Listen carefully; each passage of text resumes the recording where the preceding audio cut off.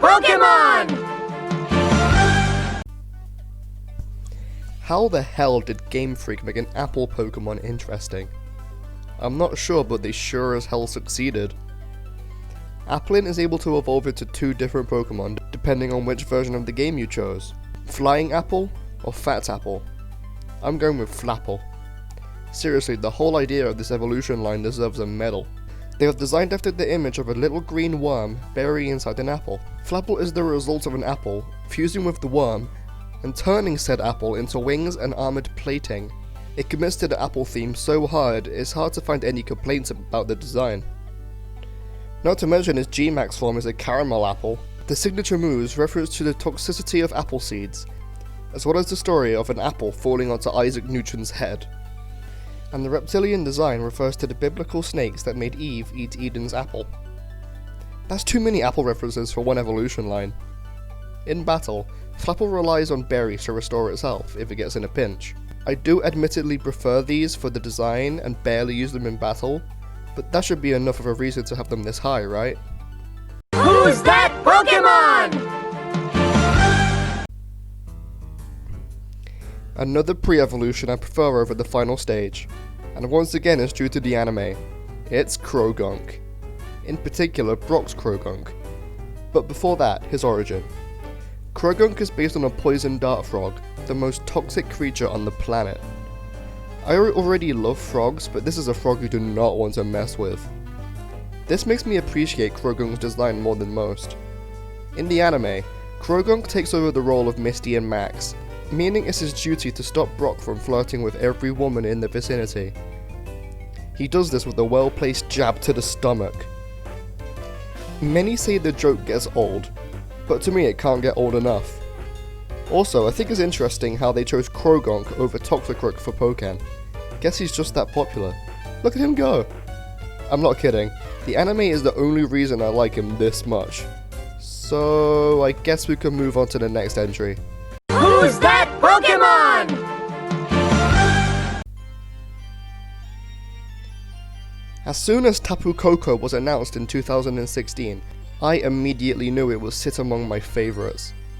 For those who can't tell exactly what this thing is, I don't blame you. This is an electric fairy elder god with design inspirations from a rooster. Of the Tapus, Koko takes the crown of the most badass, imposing, and most magnificent of them all. Similarly to the others, the region of Alola worships him as a deity. Tapukoko is a hero, and would defend anyone just because they need it. This is a bit of depth that the other Tapus don't really have. Let's say, if Tapukoko chooses to defend you, be damn sure nothing is getting through him. His base speed reaches heights of 130. That's a Pokemon just as fast as Mewtwo, as well as having a base attack stat of 115. He is anything but a chicken in battle. Even his ability, Electric Surge, allows him to become even stronger. His mere presence would coat the battlefield in nothing but pure electric energy, giving any electric type move a 50% power boost and completely negating sleep statuses. This power would make even the most strongest legendary shaky. However, his move pool is limited, and his fairy typing is almost only defensive, as it doesn't learn Moonblast or play rough, and ground type moves can give Koko a hard time.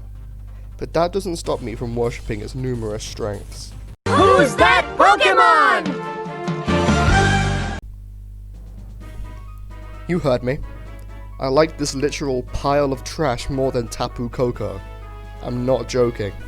I don't need to tell you that Garboda is based on garbage. That much is painfully obvious.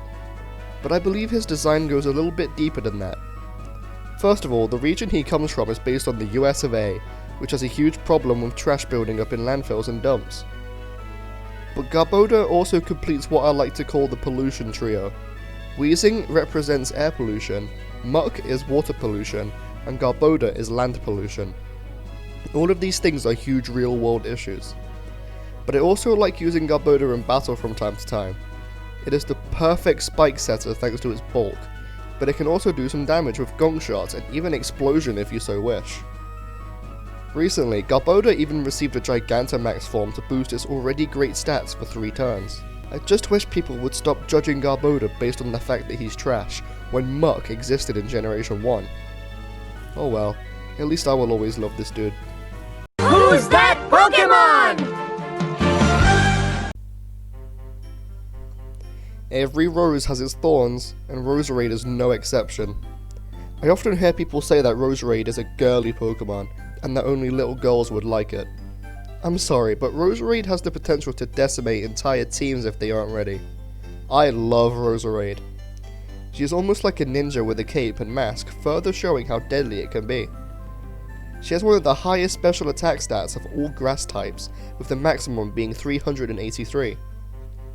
I like teaching it Toxic Spikes and Synthesis to make sure it lasts as long as possible on the battlefield. Overall, Roserade is my grass type of choice in Sinnoh, if I didn't already pick Turtwig of course. I mean, it's not like there was much contest, but still. Reliable stats and an appealing design, what's not to love? Well, its shiny isn't great, and you need a Dawnstone to obtain it. But did anyone really care about Roselia before Roserade was introduced? I love it when they take irrelevant, useless Pokemon and turn them into beasts. Who's that Pokemon? I honestly don't know why I like Zatu so much. I really don't. Its design is very unusual, even for a psychic type. It seems to be based on a Native American totem pole, as well as a Quetzal. It has literally no emotion at all. This is because it is apparently looking at both the past and future at the same time. That is some big brain stuff right there, ladies and gentlemen. For the longest time, Zatu was the only Pokemon whose name began with X, until Nature Boy showed up here. This probably made Zatu stand out in my mind, which led to me using it more. It also had a big role in Mystery Dungeon. Admittedly, its base stats aren't anything to write home about, but it has a pretty good move pool that takes advantage of its special attack, so it has that. That's all the reason I really need to include it on the list. Who's that Pokemon?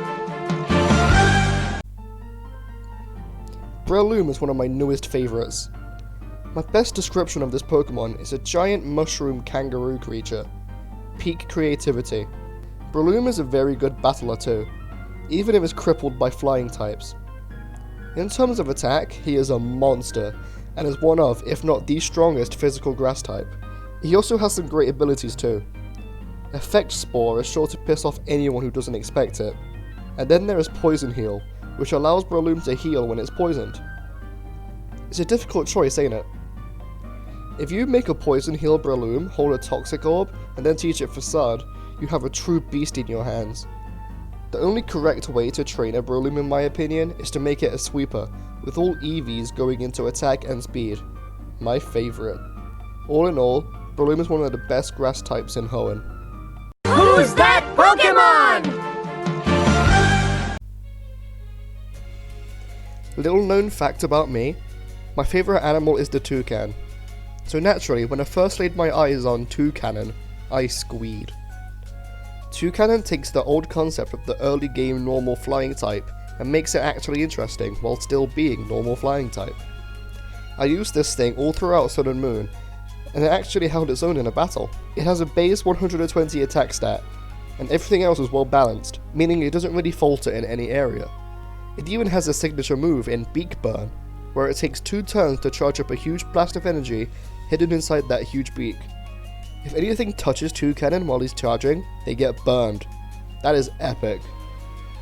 I will admit that the main reason this is so high up on the list is because of my bias for toucans, but please, let me have this one. Who's that Pokemon? My favourite member of Team Rocket, as well as my favourite character from the anime, comes in at number 22. It's none other than Meowth. Most people who aren't even Pokemon fans know about Meowth because of the anime. Meowth's design is based on a fortune cat of Japanese culture, as shown by the coin ever planted on its forehead, as well as his signature move in Payday. Meowth seems to be very popular at Game Freak, since it has attained 2 regional variants. Alolan Meowth is suave and sassy, while Galarian Meowth is rash and barbaric. Meowth even has a Gigantamax form. In the anime, Meowth acts as the brains of Team Rocket despite not being that smart himself. Imagine being outsmarted by a pet. Team Rocket's Meowth also has the distinction of being one of the only non-legendaries to be able to speak human language. And the backstory of why he can do this is actually pretty touching. Persian is pretty cool too, but not nearly as iconic. And its Alolan form is... well, it exists. Who's that Pokemon? And the award for the best Pokemon name goes to... Rayquaza. Just say his name. Rayquaza. Badass. Is the ever popular and ever powerful master of the weather trio, Rayquaza. I can't stop saying it, Rayquaza. This is a Pokemon that only gets better as time goes on. No matter which game he appears in, he's always welcome and deserves every bit of attention he gets. Naturally, his stats are really good, like really good. Most of his stats go to the astronomically high offensive stats. Both of his offensive stats are base 150. He has one of the most diverse move pools of any legendary dragon as well, and is the most powerful dragon type ever if I'm not mistaken. Not only that, he lives in the freaking ozone layer, mercilessly defending his territory from intruders. His ability Airlock also completely destroys all weather teams, since all weather effects are deleted as soon as Rayquaza shows up. That's not even mentioning his Mega Evolution, which is actually what's keeping him from being any higher. Rayquaza didn't need a Mega, now it's too powerful. You can call me salty, but it's just a small criticism of what is a pretty epic Pokemon.